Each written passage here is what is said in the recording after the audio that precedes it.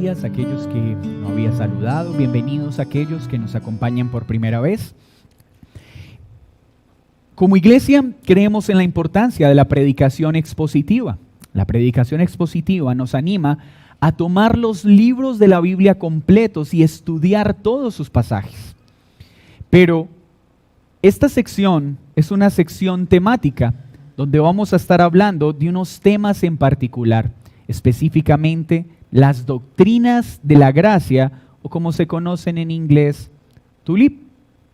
Así que les invito a que nos acompañen en este viaje a través de la Escritura. Pero les pido que oremos primero para que el Señor tenga a bien utilizar a su servidor, pues a menos que su Espíritu obre a través y en medio de, nada pasará esta mañana. Señor, yo no puedo ocultar mi debilidad y mi débil condición ante mis hermanos, pero sí puedo unirme con ellos para acudir a ti y que hoy tengas a bien hablar a todos los presentes.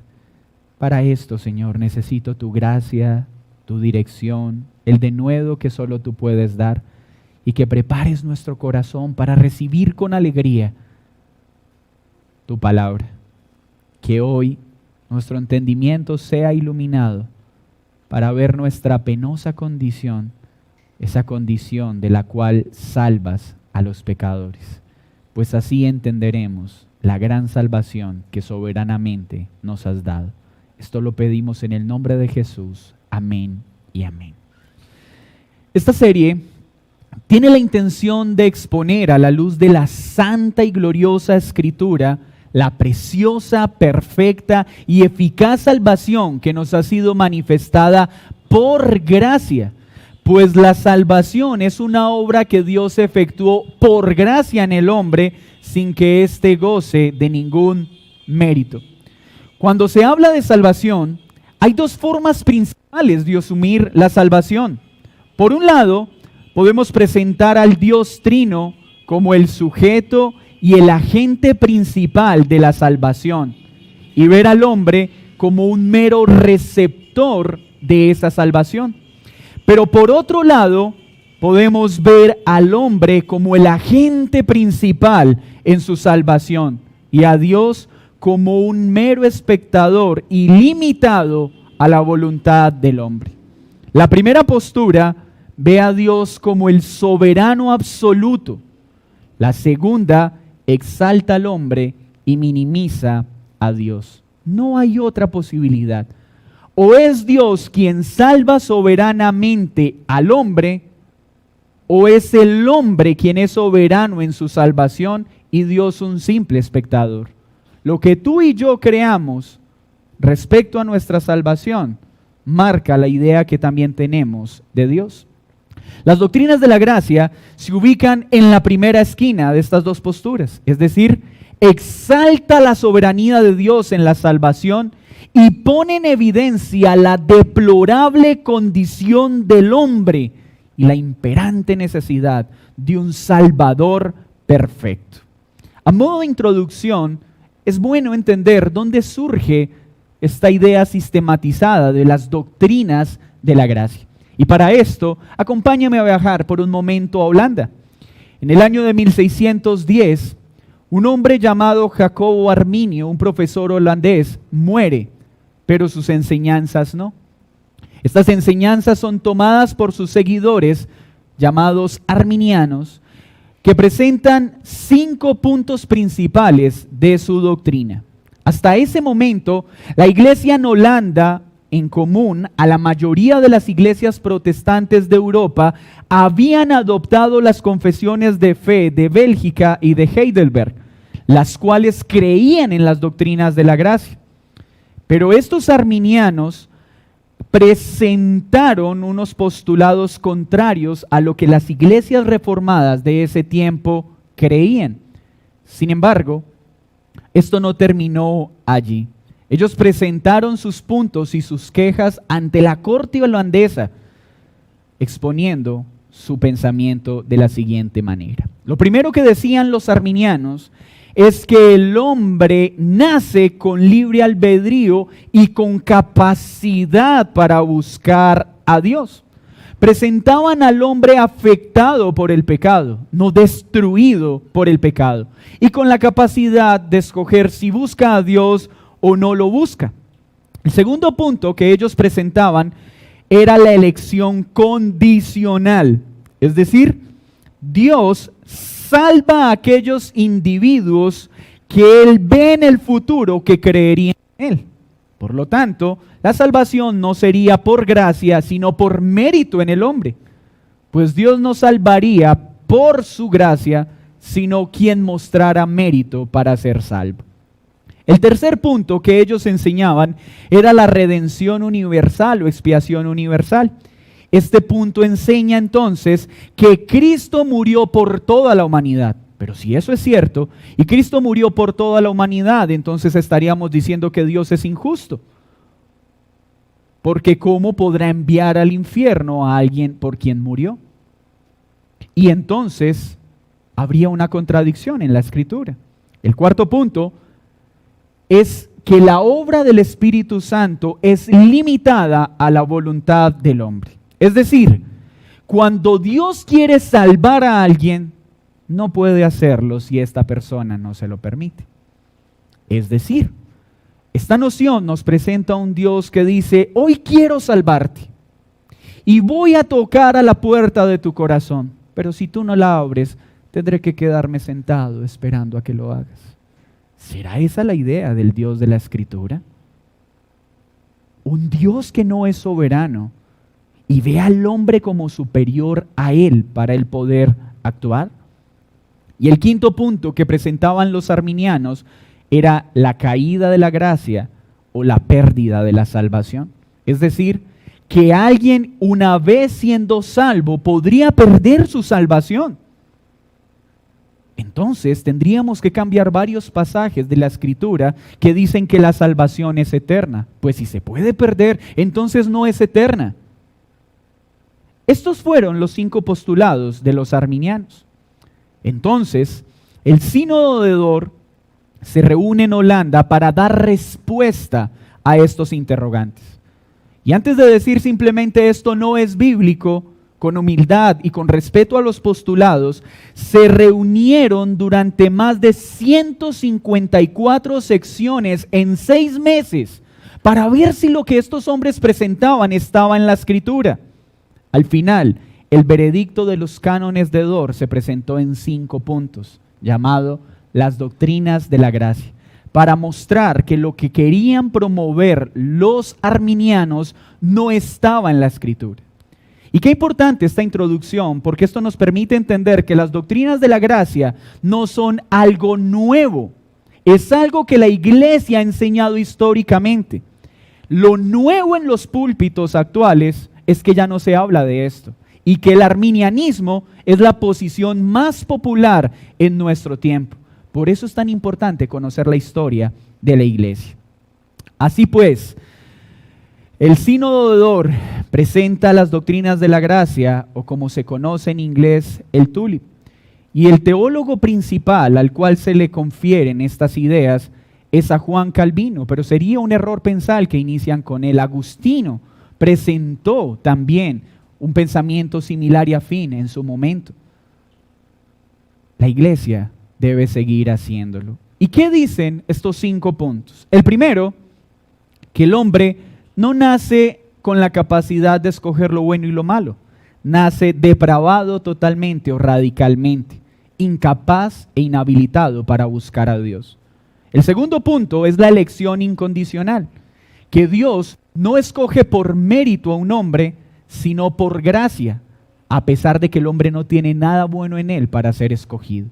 El tercero es la redención o expiación particular, es decir, Cristo no murió por toda la humanidad, sino por el pueblo que Él escogió desde antes de la fundación del mundo.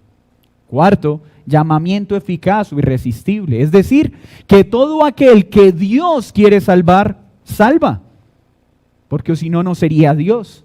Y por último, la preservación de los santos o perseverancia de los santos. Es decir, que todo aquel que Él salva lo sostiene hasta el final y nada podrá apartarlo de Él. Estos entonces son los llamados 5 puntos del calvinismo o doctrinas de la gracia. Y cuando hablamos de calvinismo, estamos hablando de que somos seguidores a Calvino como persona. El calvinismo es un sistema hermenéutico de interpretación a través del cual exaltamos que Dios es soberano para salvar y el hombre imposibilitado para salvarse. Spurgeon dijo un día: no es ninguna novedad entonces lo que estoy predicando, no es una nueva doctrina. Amo proclamar aquellas grandes doctrinas antiguas apodadas calvinismo, pero que son la verdad de Dios revelada en su palabra. Esta cadena, compuesta por 5 eslabones, es inseparable. Escúchenme bien. Si creo en una, tengo que creer en las demás doctrinas. Pero si desprecio una, tengo que despreciar las otras. Por eso le ruego que nos acompañe en este estudio durante 5 domingos. Muy seguramente, muchas de las cosas que diré serán molestas en primera medida. Pero le animo, uno, a que las examine por la Escritura. Si ha de molestarse por estas enseñanzas, le ruego que comprenda que su enojo no será conmigo, sino con la Escritura.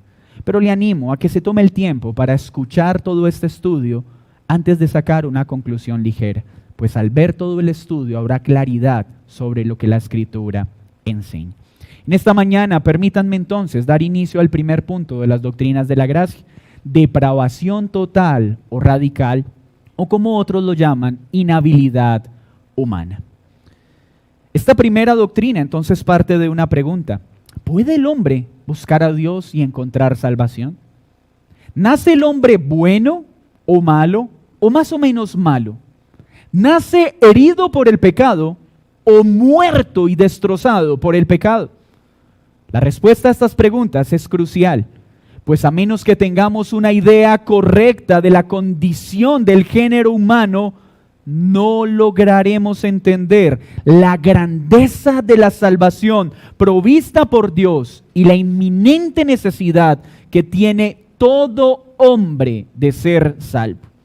Bien dice un gran expositor reformado lo siguiente: a menos que haya un diagnóstico adecuado del estado del hombre, no se podrá establecer el medicamento adecuado para su tratamiento. Qué gran mal se haría un hombre que, teniendo un cáncer terminal por un mal diagnóstico, se le envíen pasticas para el insomnio o medicamentos para la gripa. Sin duda este hombre morirá. Pues así de terrible es para un hombre que no tiene un diagnóstico espiritual acertado. Pues el no tener un diagnóstico espiritual correcto hará que se siga tratando la penosa condición del hombre, no con la cura correcta, sino con pañitos de agua tibia que para nada servirán. Cada hombre necesita tener un diagnóstico adecuado de su condición. Y esto solo se puede obtener por la Escritura, no por apreciaciones personales. Cuando nos exponemos a la Escritura, podemos conocer el diagnóstico de Dios, pero también la cura. Así que mi invitación en esta mañana es que cada uno de ustedes tenga un diagnóstico de la condición del hombre, pero por la palabra, no por nuestros criterios personales. Porque cuando nos examinamos a nosotros mismos, podemos sacar una conclusión muy favorable acerca de nosotros. Pero cuando nos miramos a través de la Escritura, podemos ver por la Escritura nuestra penosa condición y la necesidad de un gran Salvador. Soy consciente de que la exposición de estas preciosas doctrinas en medio de una generación antropocéntrica, es decir, que vuelve al hombre el centro y la medida de todas las cosas, ocasionará molestia en algunos, pues estamos en una sociedad que hiperexalta al hombre. Exposiciones o pensamientos cotidianos como: yo no soy tan malo, yo no mato, yo no robo, soy una buena persona, soy un buen esposo, soy un padre, soy un buen hijo. Saca lo mejor de ti. 5 claves para sacar el campeón que llevas dentro. Este tipo de pensamientos y filosofías hace que el pecador ande tranquilo en este mundo, creyendo que su enfermedad es leve, ignorando su terrible estado a los ojos de Dios. Así como es de doloroso ver una persona que muere por un mal diagnóstico médico, más doloroso aún es ver una persona que va rumbo al infierno creyendo que irá al cielo. Y tristemente es lo que producen las enseñanzas modernas. Ese lenguaje de tú eres un campeón, tú eres lo mejor, tú eres cabeza, saca lo mejor de ti, ha hecho pensarle al hombre que es algo que realmente no es. Así que las ideas que hoy el cristianismo moderno expone acerca del hombre riñen con lo que la Escritura muestra acerca del hombre, un hombre arruinado y espiritualmente muerto. Acompáñeme a la Escritura en Génesis capítulo 2, versículo 15, por favor.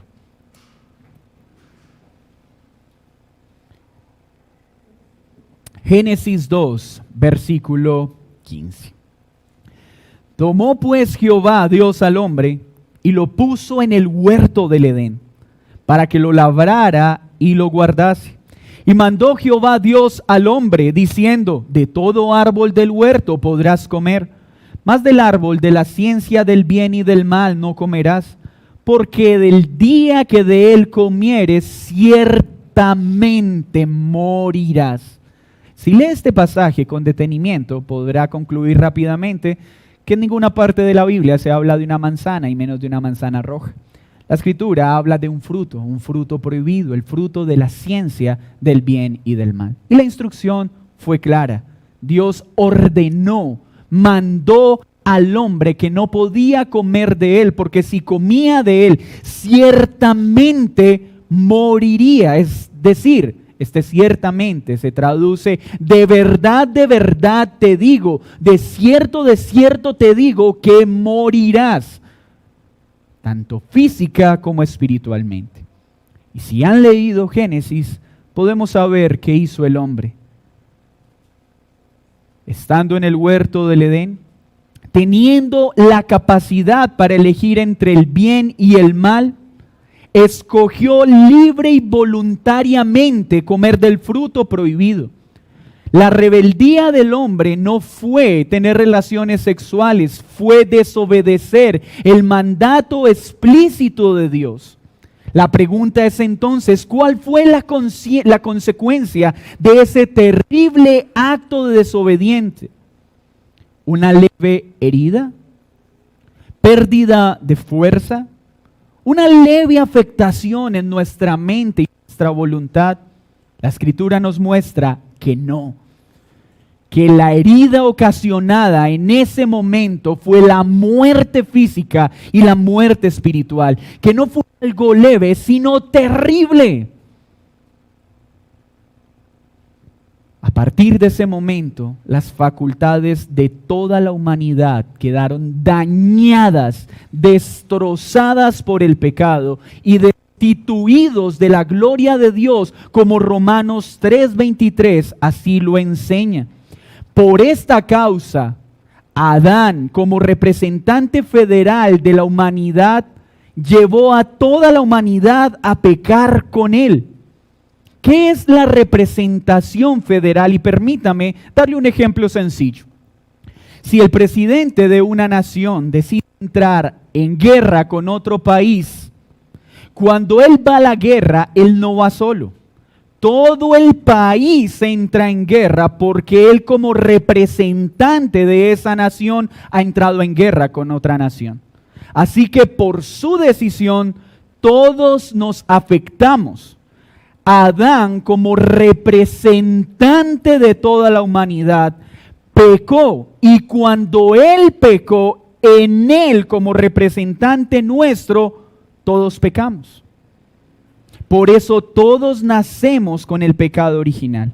Así que si usted todavía tenía la pregunta, pero si fue Adán, ¿yo qué culpa tengo? Aquí está la respuesta. Mire lo que dice Romanos 5, versículo 12. Romanos 5, 12. Por tanto, como el pecado entró en el mundo por un hombre y por el pecado la muerte, así la muerte pasó a todos los hombres por cuanto todos pecaron. He ahí la respuesta. A partir de la caída, o más bien la rebelión voluntaria de Adán, la condición del hombre cambió. La capacidad de elegir entre lo bueno y lo malo que Adán y Eva tenían quedaron dañadas por el pecado. Y desde ese momento el corazón del hombre libremente solo escoge una cosa: pecar, pecar y pecar. Podrá decir usted en este momento: qué torpe fue Adán al hacerlo. Yo no hubiera hecho eso. Y tiene toda la razón. Usted y yo no hubiéramos hecho lo mismo que él, hubiéramos pecado antes de lo que él pecó. Porque esa es la condición del corazón humano. ¿Qué sucedió entonces desde ese momento de la caída?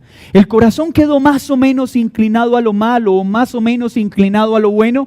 Déjeme responderle a través de la Escritura. Génesis 6:5, léalo conmigo, por favor. Génesis capítulo 6, versículo 5. Y vio Jehová que la maldad de los hombres era mucha en la tierra, y que todo designio, ¿leyó bien? Y que todo designio de los pensamientos del corazón de ellos era de continuo solamente una cosa: el mal. Esa es la condición del corazón de todos los hombres después de la caída de Adán y Eva. El corazón de todo hombre está inclinado al mal, no al bien. Y no dice que una parte, dice todas las partes. ¿Podrá pensar entonces, es decir, que el hombre no puede amar? Sí, puede amar en un sentido. Puede amar a una persona, pero no puede amar a Dios. No puede hacer lo bueno. Pero me está diciendo usted que el ser humano no puede hacer algo bueno por otro. ¿Y qué de aquellos que dan mercados, que dan casas, que hacen cosas buenas en favor de otros? Esas cosas son buenas al ojo humano, pero a los ojos de Dios son meros trapos de inmundicia. Porque las únicas obras que son agradables a Dios son aquellas efectuadas por los que han creído en Cristo. Porque a menos que una obra sea lavada por la sangre de Cristo, todas las acciones, aun las que parecen buenas a nuestros ojos, son despreciables por un Dios santo. ¿Cómo entonces nace el hombre? Algunos intentan ilustrar al hombre más o menos herido por el pecado. Muestran al hombre pidiéndole a Dios que lo salve, a punto de ahogarse en medio del mar. Oh Señor, sálvame. Y Dios envía un flotador, y Dios envía un helicóptero, y la persona las desprecia y no pudo ser salva. Pero ¿será que la Escritura nos muestra al hombre herido o totalmente muerto? La Escritura no nos muestra al hombre ahogándose. La Escritura nos muestra que el hombre nace en lo más profundo del mar, muerto en lo más profundo del lodo cenagoso del pecado. Ni siquiera está pidiendo ayuda. ¿O ha visto usted alguna vez a un muerto pidiendo apoyo? El muerto no puede ver, no puede oír, no puede hablar, no puede correr. Un muerto espiritual no puede hablar, no puede decirle a Dios que lo salve porque no puede y no quiere porque no le interesa, porque se deleita en el pecado. Por eso Pablo escribe en Efesios capítulo 2 versículo 1 que todos los que están sin Cristo nacen muertos en delitos y transgresiones.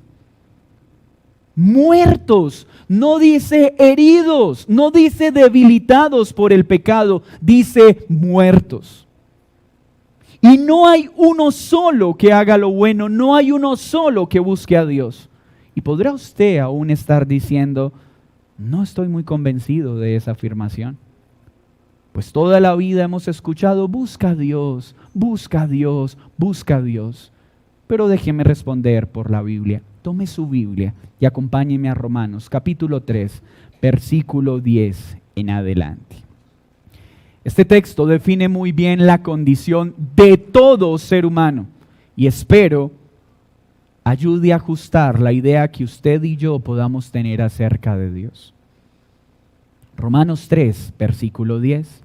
Como está escrito, no hay justo ni aún uno. Esto inmediatamente rompe esa afirmación de, pero Julanito, ¿por qué habrá muerto? Él era un hombre justo, era una buena persona. ¿Bueno según quién? Según los criterios humanos, muchos son buenos. Pero a los ojos de Dios no hay ninguno justo, no hay ninguno bueno. Mire lo que sigue diciendo la Escritura. No hay quien entienda, no hay quien busque a Dios. Si usted todavía es de aquellos que dice, es que yo empecé a buscar a Dios a los 20 años, es que yo empecé a buscar a Dios a los 15, déjeme decirle que usted tiene la razón o la Biblia está equivocada. La Biblia dice, nadie busca a Dios, ni uno solo. ¿Por qué? Versículo 12. Porque todos se desviaron a una y se hicieron inútiles. No hay quien haga lo bueno, no hay ni siquiera uno. El único justo y el único bueno que ha pisado esta tierra es Cristo. Sepulcro abierto es su garganta, con su lengua engañan, veneno de áspides hay debajo de sus labios. Su boca está llena de maldición y amargura, sus pies se apresuran para derramar sangre, quebranto y desventura hay en sus caminos. Qué diferente esta radiografía a la noción que muchos de nosotros tenemos acerca del hombre en nuestro tiempo. El hombre natural entonces, por causa de su condición caída, primera aseveración, no puede buscar a Dios. ¿Cómo un muerto puede arrepentirse del pecado cuando lo ama? ¿Cómo puede un muerto dejar de hacer lo malo si se deleita en ello? ¿Cómo puede acercarse entonces a Dios si lo odia? Miren, el ateísmo, más que tener problema con la existencia de Dios, tiene problemas con lo que ese Dios ordena. Pues al hombre le molesta un Dios que se oponga a sus deseos deliberados y peor que los llame pecado. Por eso el salmista dice que el ateísmo no es ateísmo, sino necedad en el corazón del hombre que quiere negar la existencia de Dios. ¿Y cómo más podemos demostrar que el hombre no quiere ni puede buscar a Dios? Juan 3:19 dice, y no quieren venir a mí para que tengan vida. El hombre no quiere. ¿Por qué no quiere? ¿Por qué no puede? ¿Por qué no puede? Porque todos los seres humanos nacen muertos.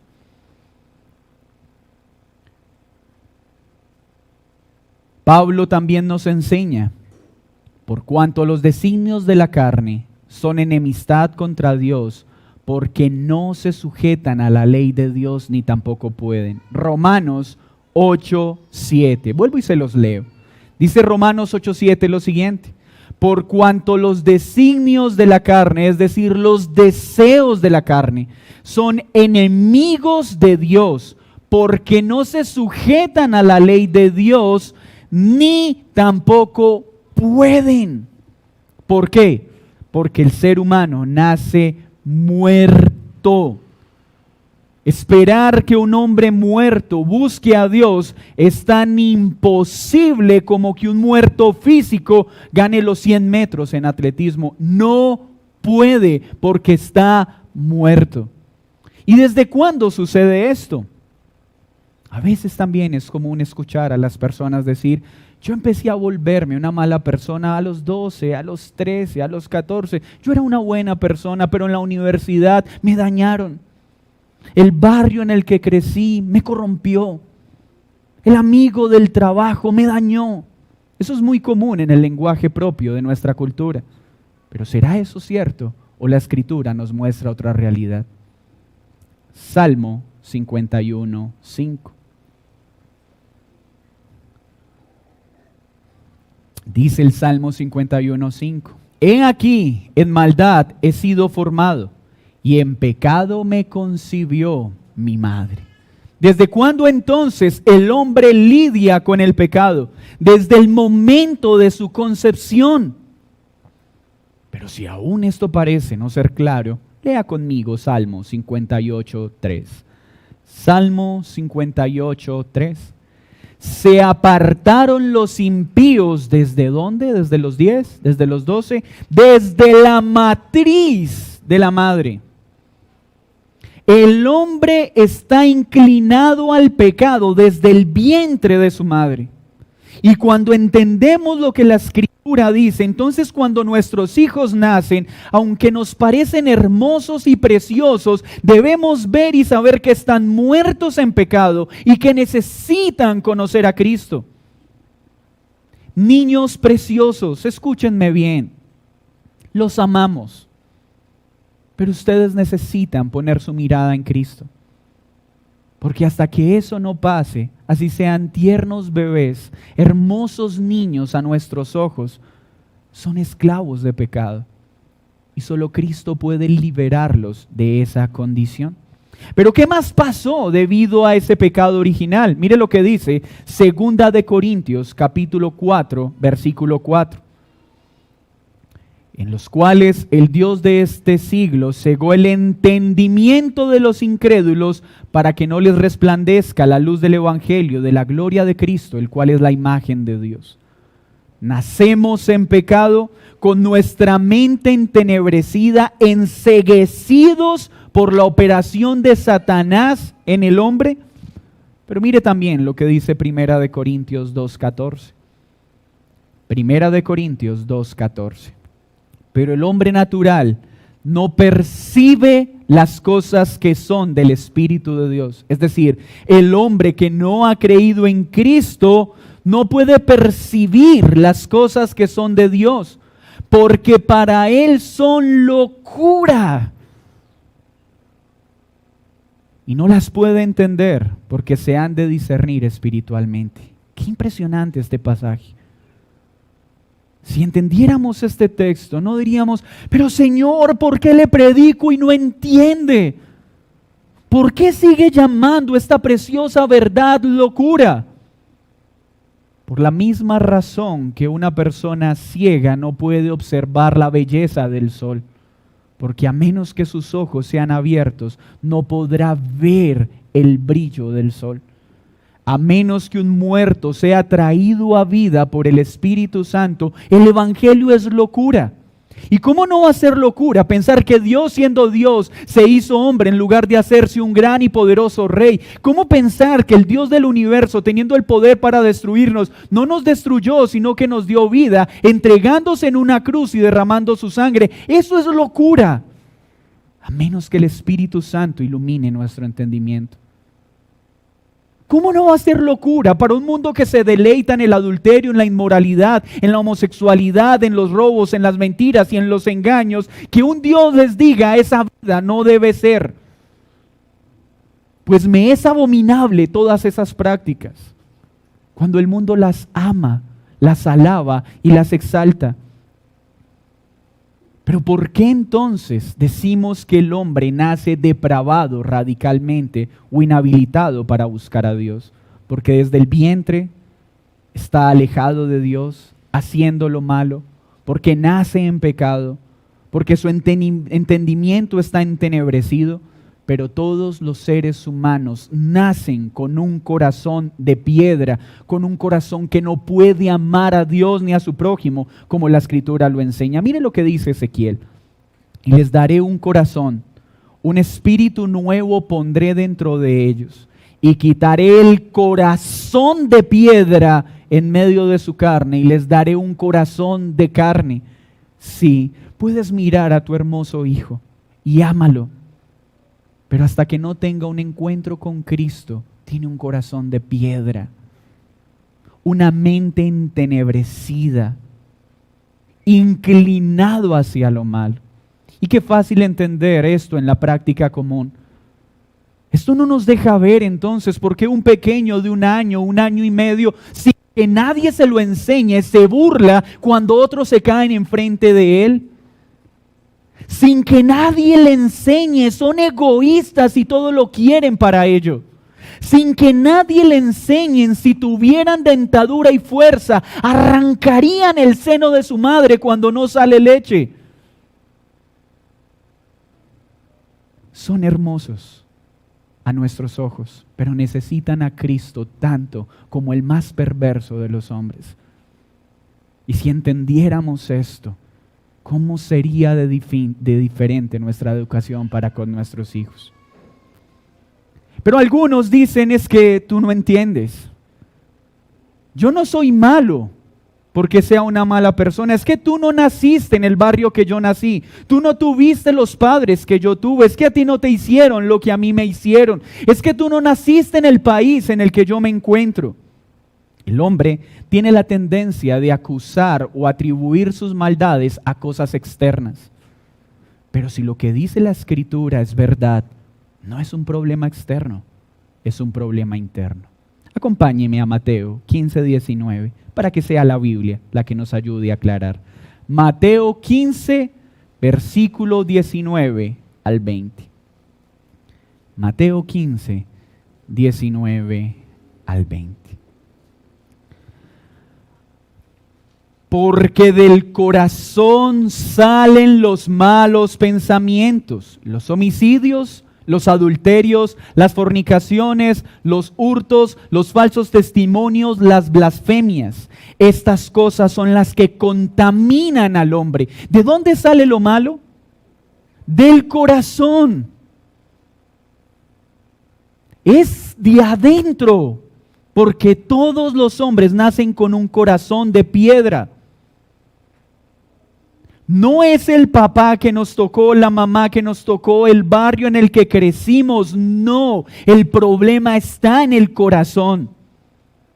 Y si el hombre nace en esta condición, entonces podemos preguntarnos, una mente entenebrecida, un corazón de piedra, del cual nacen todas las perversidades, ¿puede hacer lo bueno? Tal vez usted pueda decir, sí, yo he visto personas haciendo cosas buenas siendo muy malas. ¿O acaso no hay en nuestra historia colombiana hombres perversos que construían barrios enteros? Pero una cosa es un acto bueno a los ojos de los hombres y otra cosa es a los ojos de Dios. Pero si aún piensa que el hombre puede hacer bueno, permítame sentarlo a conversar con Jeremías en el capítulo 13, versículo 23. ¿Cuál será la respuesta ante esta inquietud? ¿Puede el hombre hacer algo bueno? Y la Biblia nos dice, sí, si antes viéramos esto. Mire lo que dice Jeremías 13, 23. Pregunta el profeta, ¿mudará el etíope su piel y el leopardo sus manchas? Es decir, ¿podrá el hombre de piel negra o el leopardo cambiar su piel? Así también, ¿podréis vosotros hacer el bien estando habituados a hacer el mal? Más o menos lo que está diciendo Jeremías es esto. El día que ustedes vean a un leopardo cambiando su piel, ese día el hombre podrá hacer algo bueno. Es decir, el hombre no puede. Al hombre le es imposible hacer lo bueno en los términos de Dios, porque está muerto, no herido, no debilitado por el pecado, destituido de la gloria de Dios con un corazón de piedra. Así con estos textos queda demostrado que la caída en el Edén no nos hirió, nos destrozó por completo. Dañó todas nuestras facultades y nacemos sin interés de buscar a Dios, al menos no por un buen interés. Totalmente muertos. ¿Ven lo diferente que es el discurso bíblico al discurso moderno? Es que tú eres un gran hombre. Vamos, tú puedes.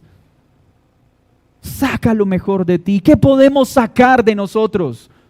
Según este texto, adulterios, perversidades, inmoralidad. El hombre podrá cubrir su maldad con hojas de higuera para engañar el ojo humano y mostrarse bueno cuando en realidad es perverso. Podrá ayudar a uno y podrá ayudar a otro. Podrá hacer obras de caridad, pero a los ojos de Dios son repudiables mientras esté muerto en sus delitos y pecados. Así pues, podemos responder a otra pregunta existencial. Si Dios existiera, ¿no habría tanta maldad en el mundo? No. Si conociéramos la Biblia, entenderíamos que la maldad en el mundo no es porque Dios no exista, sino porque el hombre se rebeló contra Dios y nace muerto, inclinado al mal, amando lo malo. Y el único que puede sacarnos de esa condición es Cristo. Así que podemos también inferir algo importante.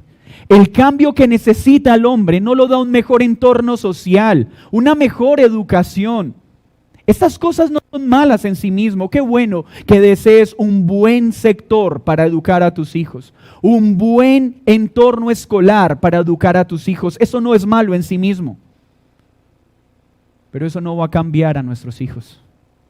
¿O es que acaso los peores delincuentes de nuestra sociedad no nacieron en familias? ¿No nacieron en excelentes entornos sociales con acceso a la mejor formación intelectual posible? Lo que producirá verdaderamente una mejora en el carácter del hombre no es su entorno, es que Jesucristo cambie un corazón de piedra en uno de carne. ¿Cuánto necesitamos entender esto? Claro que anhelamos buenos gobernantes, pero ningún gobernante cambiará la condición del género humano. El único que puede hacerlo es Cristo. Cristo, solo Él. El verdadero problema del hombre, entonces, después de la caída, no es el papá que nos tocó, no es el barrio en el que crecimos, no es la institución educativa, no son los amigos problemáticos. El problema estaba adentro, porque el problema del hombre es interno, no externo.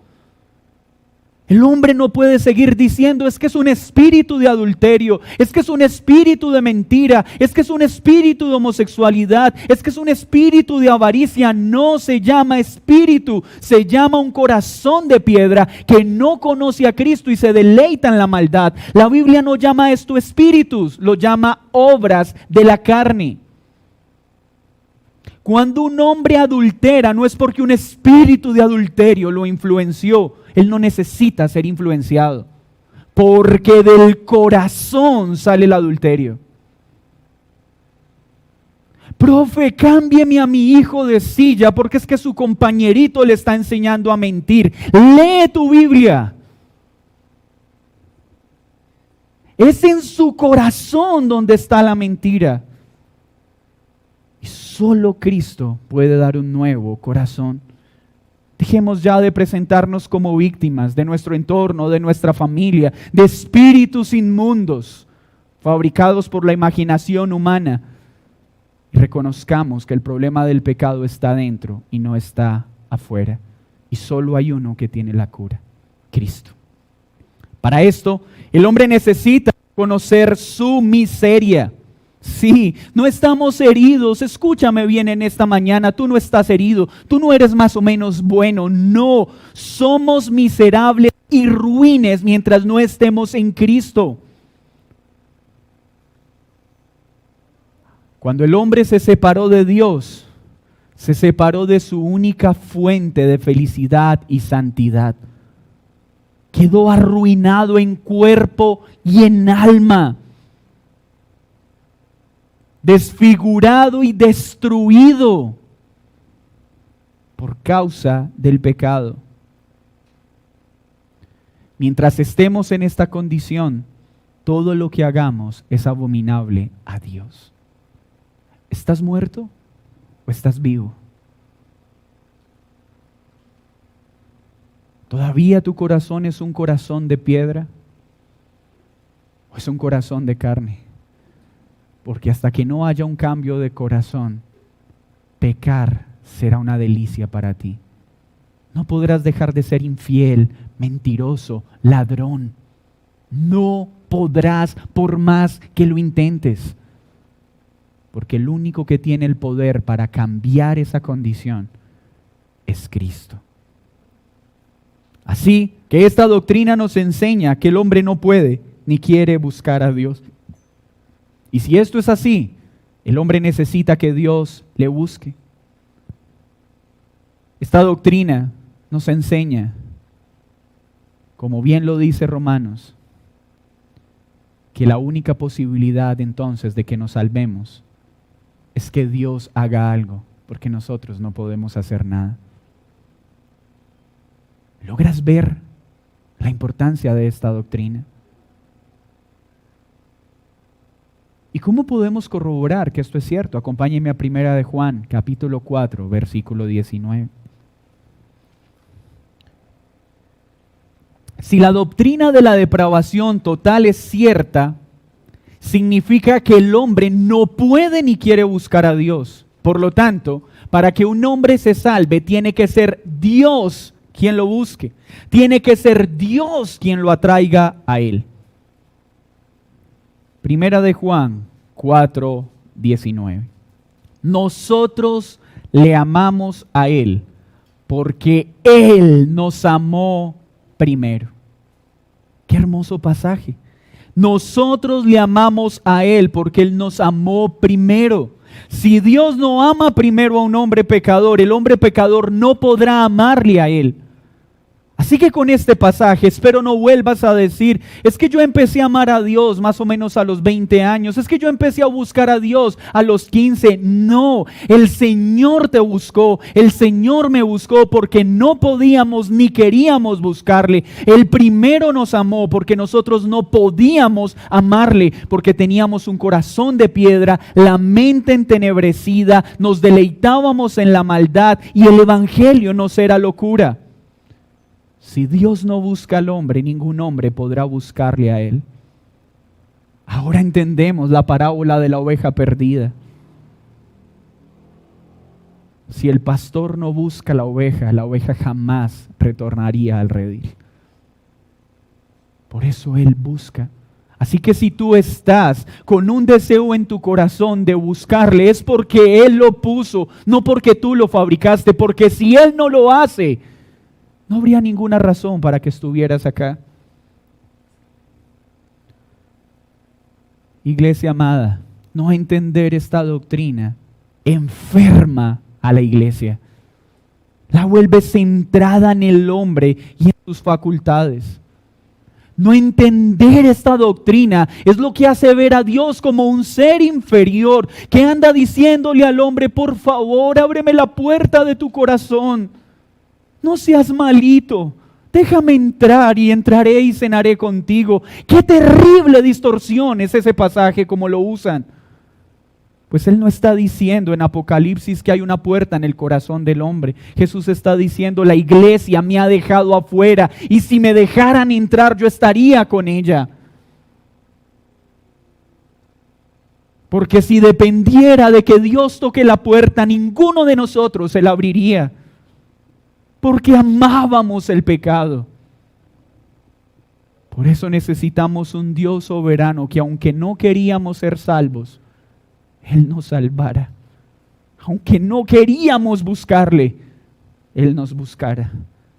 Aunque queríamos ir rumbo a nuestra destrucción, Él cambiara nuestro camino. Porque si Él no lo hace, ninguno de nosotros podría salvarse.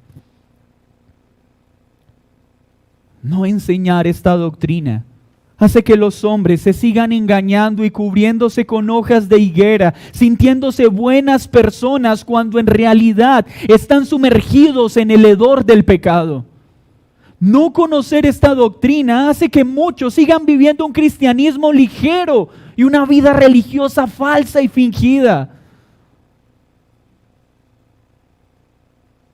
Hasta que no veamos realmente el horror del pozo en el que las yacemos por nuestro pecado, no veremos el brillo de la salvación que nos ha sido dada.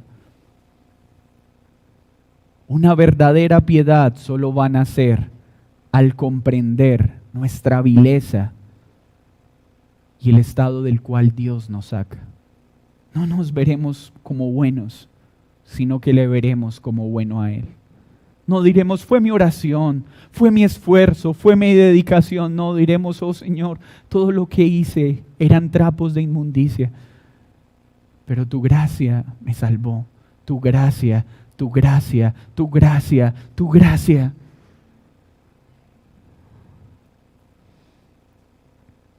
Hoy desde muchos púlpitos se le está diciendo al hombre que tiene una leve gripa espiritual, cuando en realidad está destruido por el pecado.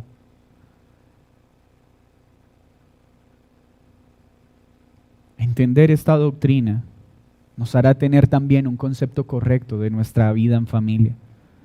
No está mal querer proveer una buena educación a nuestros hijos, un entorno social saludable, una vida en pareja saludable. Pero nada de estas cosas tendrá algún efecto favorable a menos que tratemos el mayor problema de nuestros hijos, ese corazón de piedra que necesita ser transformado en uno de carne. Y el único que puede hacer eso es Jesucristo. Necesitamos evaluarnos a la luz de la palabra, no según nuestros criterios, o si no seguiremos pensando que somos algo que no somos. No estamos levemente dañados, estamos perdidos, muertos en delitos y pecados, y necesitamos a Cristo. J.C. Ryle dijo en su escrito acerca de la depravación radical lo siguiente. Escúcheme bien, por favor. Mientras el hombre no sirva a Dios con cuerpo, alma y espíritu, no está realmente vivo. Mientras ponga lo primero en lo último y lo último en lo primero, mientras entierre su talento como un siervo inútil y no traiga honor al nombre del Señor, a los ojos de Dios está muerto. Él no está ocupando el lugar en la creación para el cual fue creado. No está usando sus poderes y facultades como Dios quiso que se usaran. Esta es la verdadera explicación del pecado que no se siente, los sermones que no se creen, el mundo que no se abandona, la cruz que no se toma, la voluntad propia que no se mortifica, los malos hábitos que no se dejan de lado, la Biblia que rara vez se lee, la rodilla que en pocas ocasiones se dobla para orar. ¿Por qué pasa esto? La respuesta es simple: los hombres están muertos.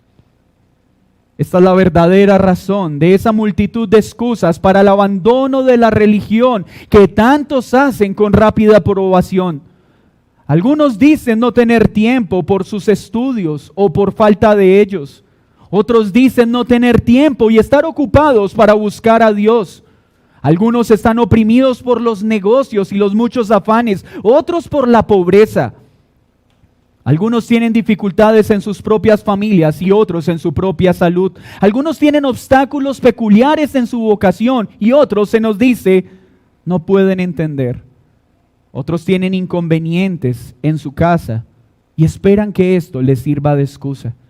Pero Dios tiene una palabra más corta en la Biblia para todas estas excusas.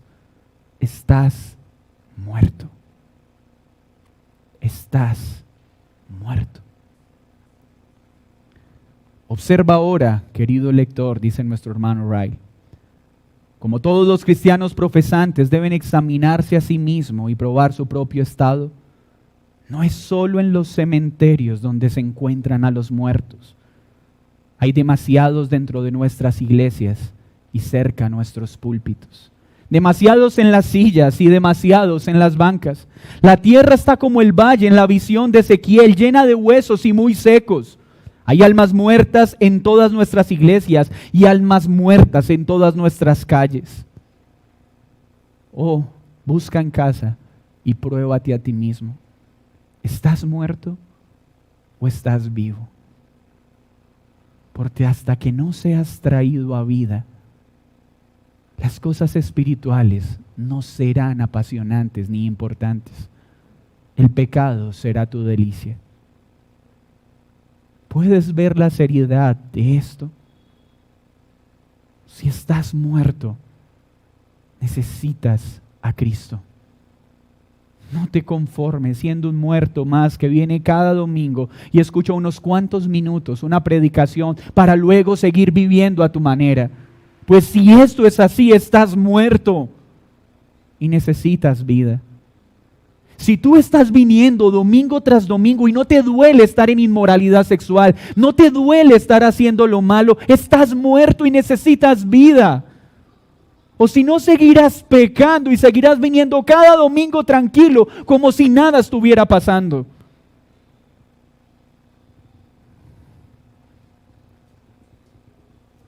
¿Aún te deleitas en negocios ilícitos, en mentiras y en engaños?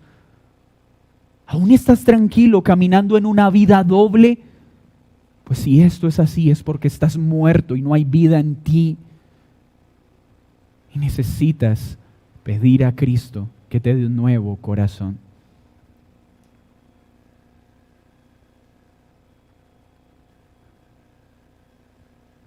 Una cosa está muy clara y con esto termino. Nosotros mismos no podemos trabajar en este cambio. Espero aterrizar bien este sermón. Yo no te estoy diciendo que debes empezar a hacer cosas buenas. Lo que yo te estoy diciendo por la palabra es que tú y yo no podemos hacer nada bueno a menos que Cristo nos dé un nuevo corazón. Entiende esto. Ningún esfuerzo humano puede producir un nuevo corazón. No tenemos poder para hacerlo, ni en nosotros ni en nuestros hijos. Podemos cambiar nuestros pecados, pero no podemos cambiar nuestros corazones. Puede ser un alcohólico que tape su botella por participar de un programa, pero mientras tapas tu botella para no seguir embriagando, te sigues adulterando, mintiendo y engañando. Cambiaste un pecado, pero no tu corazón. Podrás dejar de robar y de mentir por miedo a la cárcel o a las consecuencias, pero seguir haciendo lo malo hasta que no tengas un nuevo corazón. Podemos hacer reformas y cambios. Podemos dejar de lado muchos malos hábitos. Es que ya no tomo, es que ya no robo, es que ya no soy infiel. Y comenzar buenas prácticas. Pero no podemos crear un nuevo corazón. El único que puede hacer eso es Cristo. ¿O acaso el leopardo puede cambiar las manchas de su piel? Los ministros y pastores podrán predicar, podrán enseñarnos, podrán administrar el bautismo, podrán permitirnos participar en la cena del Señor, pero no pueden llegar a nuestros corazones. El único que puede hacer eso es Dios. Por eso Pablo dijo, Pablo planta y Apolos riega, pero solo Dios da el crecimiento. ¿Estás muerto o estás vivo? ¿Quién entonces puede hacer que un alma muerta viva? Nadie, solo Dios, solo aquel que tiene el poder de dar vida a un muerto, solo aquel que creó todo lo que existe. Nadie más puede hacerlo. Así que hoy, ven a Cristo y dile, oh Señor, dame vida. Yo no te estoy preguntando cuántos años llevas asistiendo a una iglesia. ¿Estás vivo o estás muerto? No hay un término medio. No puedes ser más o menos cristiano. Eres o no eres. Crees o no crees. No hay términos medios.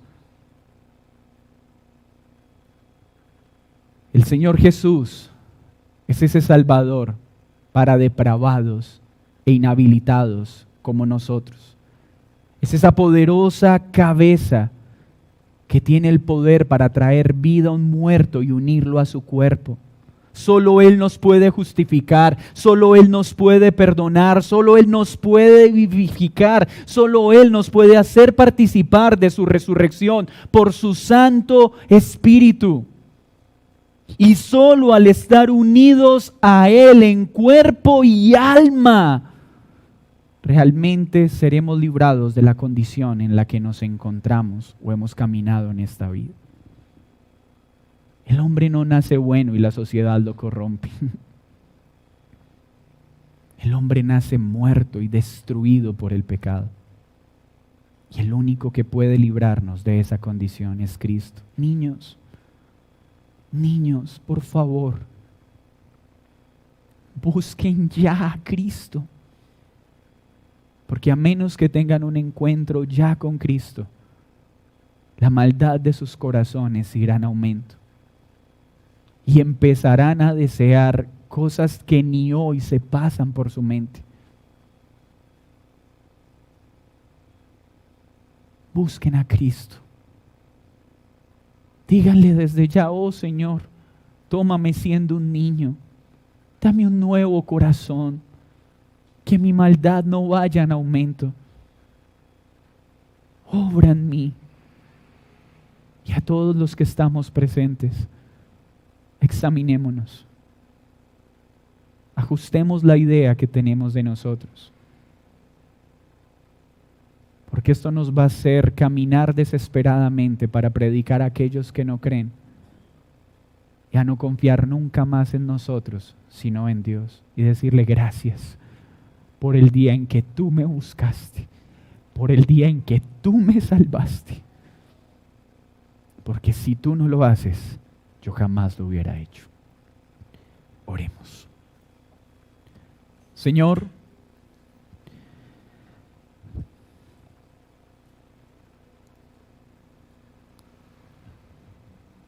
sopla vida en esta mañana a todo aquel que se encuentre muerto en este lugar. Por favor, toma los corazones de piedra y conviértelos en un corazón de carne, que empiece a odiar el pecado que un día se amó y amar el bien que antes odiábamos. Espíritu Santo, sopla vida, porque a menos que tú lo hagas, ninguno de nosotros te buscará.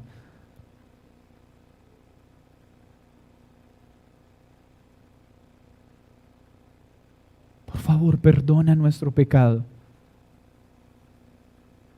Hoy creemos que solo tú puedes darnos ese nuevo corazón, solo tú puedes transformarnos y darnos una nueva vida, solo tú, Señor, solo tú. Gracias por aquel momento en que en lugar de derramar tu justa ira sobre nosotros, nos viste con paciencia, amor y misericordia y nos trajiste a vida por tu gran misericordia y por tu gran amor. En Cristo Jesús. Amén y amén.